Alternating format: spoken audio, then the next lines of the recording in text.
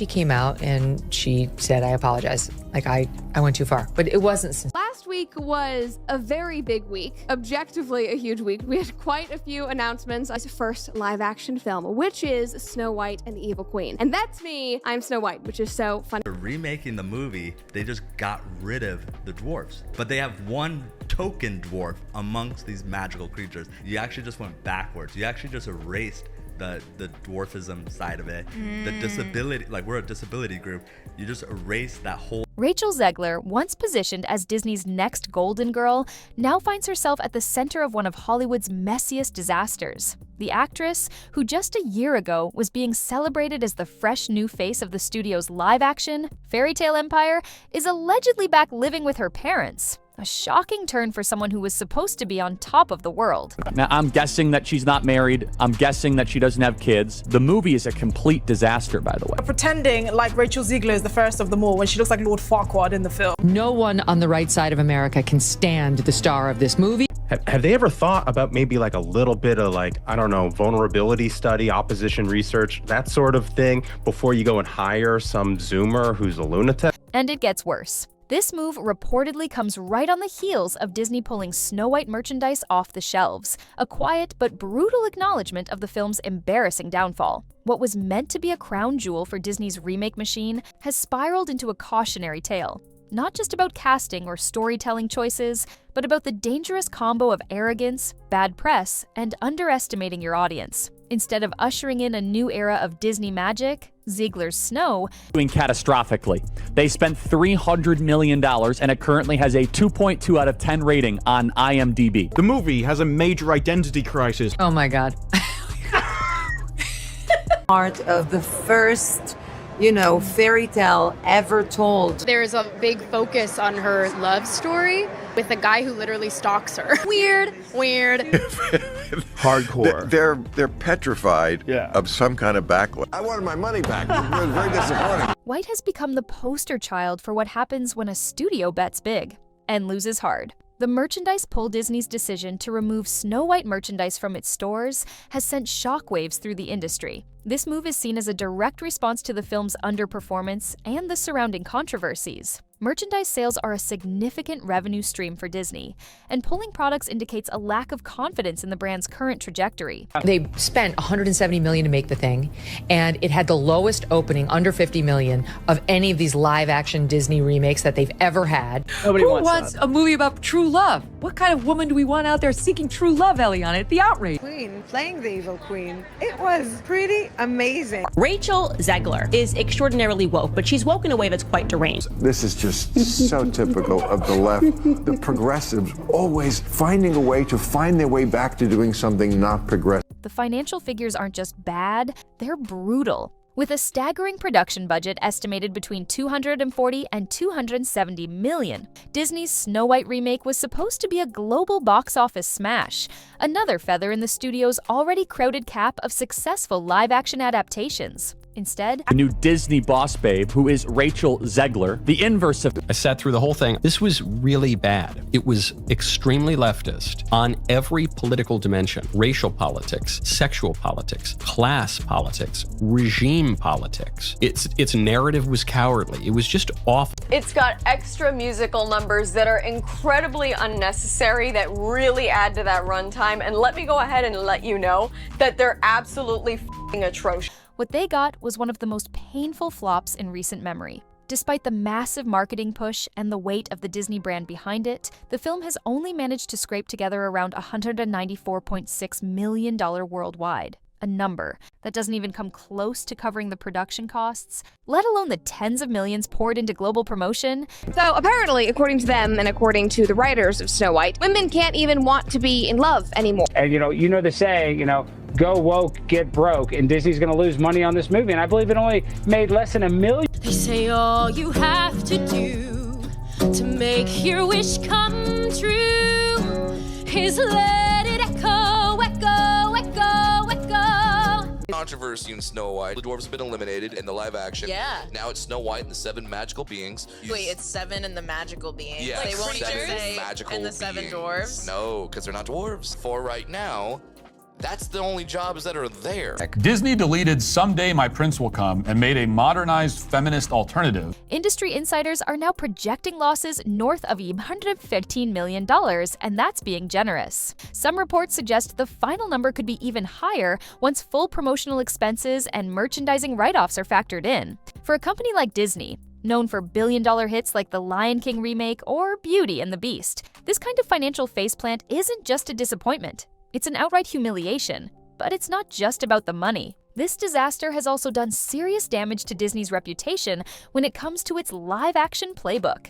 Audiences who once showed up in droves for these remakes are now tuning out, and Snow White seems to be the breaking point. Theater chains reported empty seats even during what should have been peak opening weekend showings. International markets, which often help soften the blow of domestic underperformance, also failed to rally behind the film. The message from audiences couldn't be clearer.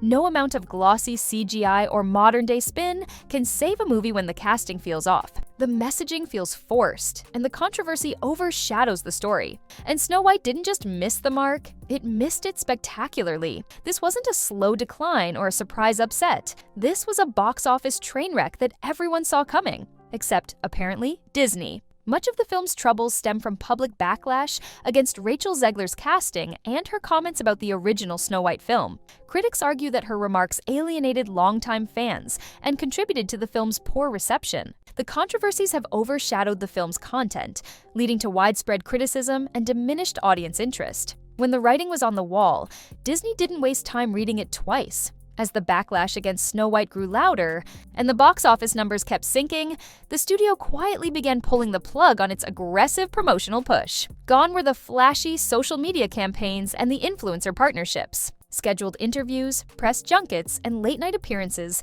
seemed to vanish into thin air. Instead of doubling down and defending their star or the project, Disney took a step back. Hard, but the most brutal move of all? The alleged decision to yank Snow White merchandise straight off the shelves. Toys, costumes, dolls, all reportedly pulled or heavily discounted, a silent admission that the brand had become toxic. For Disney, which makes a fortune on merchandising alone, this isn't just damage control. It's a calculated retreat. Pulling product means they know the audience isn't buying what they're selling, literally and figuratively, and the ripple effects didn't stop there. According to insiders, Disney has begun putting the brakes on several other live-action remake projects that were previously greenlit or in early development stages. Remakes that once seemed like sure bets are now being reevaluated or quietly shelved. Studio execs are allegedly scrambling behind the scenes, holding emergency meetings to figure out how they let one of their biggest legacy properties crash and burn so spectacularly. There's even talk that Disney's leadership is reconsidering its entire strategy around reimagining the classics.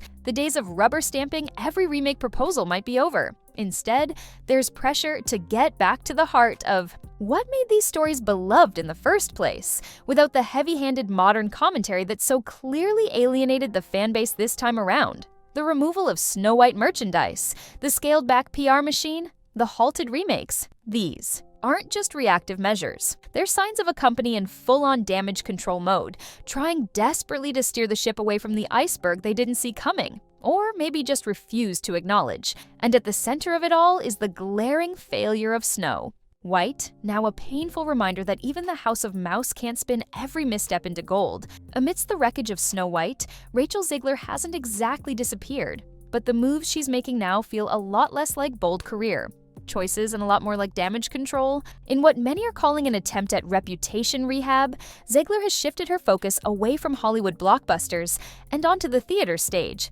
landing the lead role in London's West End production of Evita. On paper, it sounds like a smart pivot, reconnect with her musical roots, remind people of her vocal talent, and distance herself from the PR nightmare that followed Snow White. But here's the problem. It's not working the way she hoped. Industry insiders have pointed out that the Evita revival isn't exactly drawing the crowds producers were banking on. Early reports suggest that ticket sales are underwhelming, especially for a show headlined by someone who was supposed to be one of the most talked about young stars of her generation. Instead of Zegler's name generating buzz, critics say the production is struggling to fill seats, a worrying sign for any lead, but especially brutal for someone trying to claw their way back from a high-profile flop. And let's be honest, West end roles are often viewed as a prestige move, a chance for actors to flex their skills in a more serious, artistic space. But in this context, it feels more like a fallback plan, a soft reset after a hard fall. Sources close to the production have allegedly voiced concern that the controversy surrounding Zegler is following her across the pond, with some theater goers hesitant to support the show because of her reputation. It doesn't help that Zegler's name still trends more for her off-screen drama than for her on-stage performances. The headlines aren't focused on her vocal range or acting chops. They're focused on the fallout, on the merchandise being pulled, on the box office disaster, on the career that was supposed to take off, but instead keeps circling the drain. For someone who just last year was positioned as the future face of Disney royalty, pivoting to a struggling theater run feels less like a triumphant return and more like a quiet retreat, a chance to hide in the safety of the stage while the storm hopefully blows over. But with ticket sales lagging and the public's opinion still icy, the big question remains: can Rachel Zegler actually rebuild, or is this just the beginning of her fade-out? The fallout from Snow White's spectacular failure isn't just about Rachel Zegler's tarnished reputation or Disney's financial loss. This disaster is sending shockwaves across the entire entertainment industry. It's a wake-up call that studios can't afford to ignore, because this wasn't just any remake, this was Snow White, the movie that started the Disney empire. If they can botch this one, what does that say about the remake strategy as a whole? Other studios were watching closely, ready to mimic the formula, eager to cash in on nostalgia with modern reboots and updated spins on beloved classics. But Snow White just proved that audiences aren't buying it, not when it feels disjointed or disrespectful to the source material. The message is loud and clear. You can't slap a famous title on the poster, throw in some CGI, and expect the magic to happen on its own. And let's talk about fan engagement, or in this case, the complete lack of it. The backlash to Zegler's casting and her tone-deaf comments about the original film weren't just random internet noise. They were early warning signs that Disney seemed determined to ignore. Fans felt unheard, dismissed, even insulted, and they responded the only way that matters in Hollywood, with their wallets. Empty theaters and unsold merchandise tell the story better than any trending hashtag. Now, across the industry, projects that were once greenlit without question are being reevaluated. There's buzz that studios are putting planned remakes on pause, scrapping risky reimaginings, and going back to the drawing board. Focus groups, market research, and audience testing are suddenly back in fashion. There's talk of leaning harder into authenticity, honoring the spirit of the originals, and, imagine this, actually listening to the fan base. It's not just Disney that's feeling the heat. Competitor studios that were eyeing similar projects are reportedly scaling back, wary of walking into the same buzzsaw. Creative teams are being told to dial down the radical reinterpretations and focus on what made these stories iconic in the first place: timeless characters, heart, and storytelling that connects across generations. In the end, Snow White's failure might just reshape the entire approach to remakes and reboots, because if there's one thing Hollywood hates more than controversy, it's losing money, and Snow White just reminded them painfully that ignoring the audience is the fastest way to burn through both. Rachel Zegler's alleged move back home and Disney's quiet removal of Snow White merchandise aren't just isolated headlines. They're the perfect symbols of a project that completely lost control of its own story.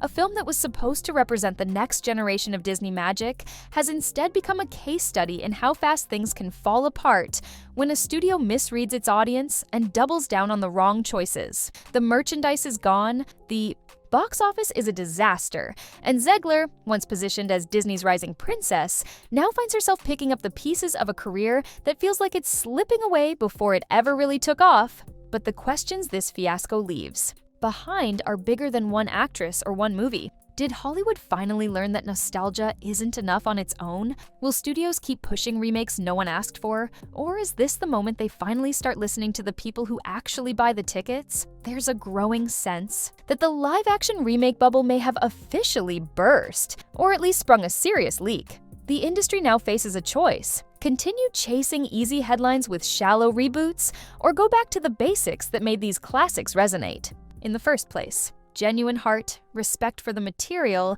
and stories that bring generations together instead of dividing them.